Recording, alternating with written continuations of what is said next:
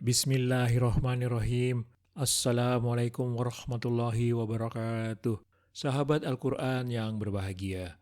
Hari ini insyaallah kita akan mempelajari ayat-ayat Al-Quran tentang sholat.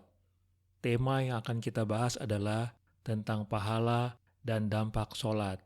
Mohon dapat mengikutinya sampai selesai.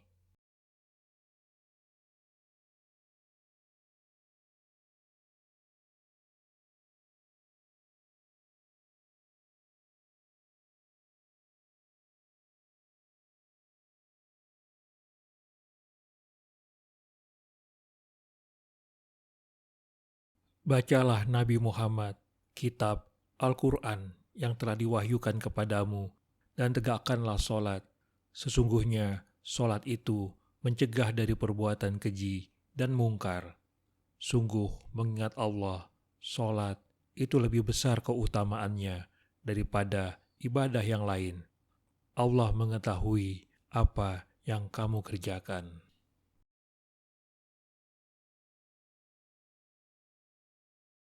Ini Al-Quran adalah kitab suci yang telah kami turunkan lagi diberkahi, yang membenarkan kitab-kitab yang diturunkan sebelumnya, dan agar engkau memberi peringatan kepada penduduk Ummul Qura atau Makkah dan orang-orang yang ada di sekitarnya.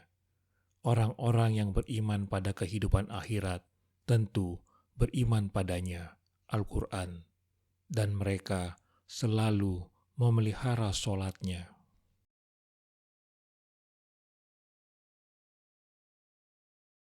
Orang-orang yang memelihara sholat mereka.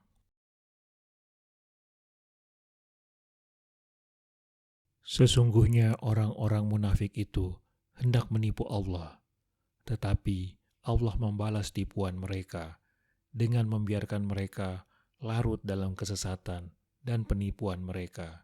Apabila berdiri untuk sholat, mereka melakukannya dengan malas dan bermaksud ria di hadapan manusia. Mereka pun tidak mengingat Allah, kecuali sedikit sekali.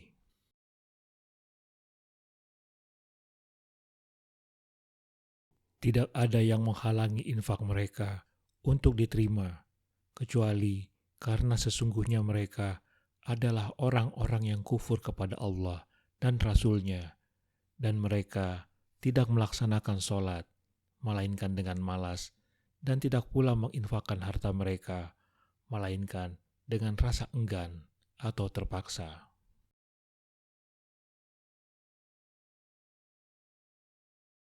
Kemudian datanglah setelah mereka generasi pengganti yang mengabaikan sholat dan mengikuti hawa nafsu. Mereka kelak akan tersesat.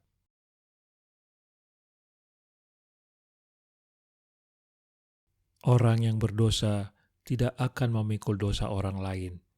Jika seseorang yang dibebani dengan dosa yang berat lalu memanggil orang lain untuk memikul bebannya, itu tidak akan dipikulkan sedikit pun, meskipun yang dipanggilnya itu kaum kerabatnya.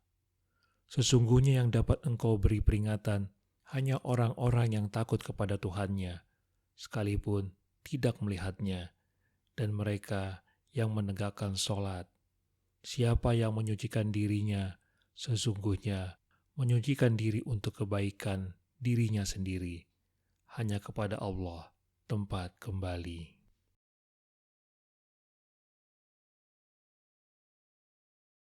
Kecuali orang-orang yang mengerjakan sholat, yang selalu setia mengerjakan sholatnya.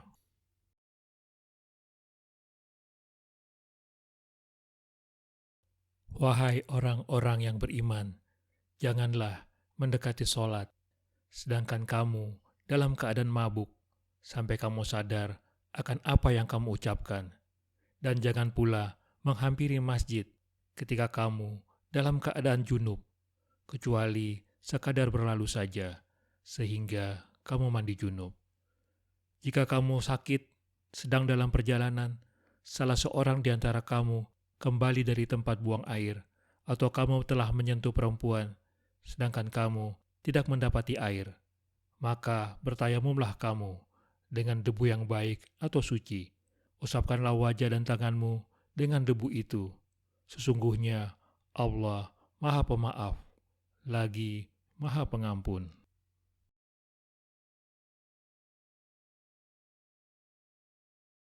Mohonlah pertolongan kepada Allah dengan sabar dan sholat. Sesungguhnya sholat itu benar-benar berat, kecuali bagi orang-orang yang khusyuk.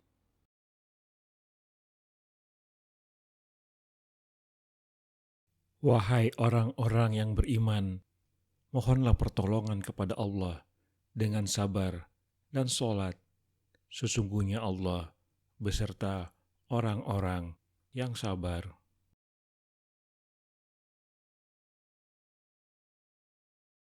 Ya Tuhanku, jadikanlah aku dan sebagian anak cucuku orang yang tetap melaksanakan sholat. Ya Tuhan kami, perkenankanlah doaku.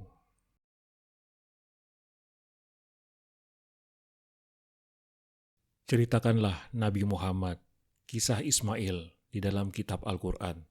Sesungguhnya dia adalah orang yang benar janjinya, Rasul dan Nabi. Dia selalu menyuruh keluarganya untuk menegakkan sholat dan menunaikan zakat. Dia adalah orang yang diridhoi oleh Tuhannya.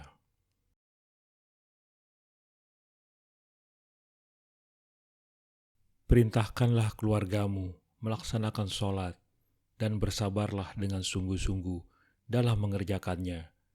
Kami tidak meminta rezeki kepadamu, kamilah yang memberi rezeki kepadamu. Kesudahan yang baik di dunia dan akhirat adalah bagi orang yang bertakwa.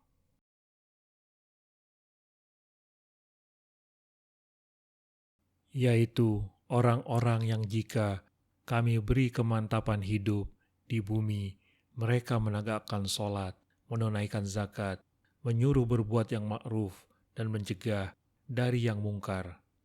Hanya kepada Allah kesudahan segala urusan.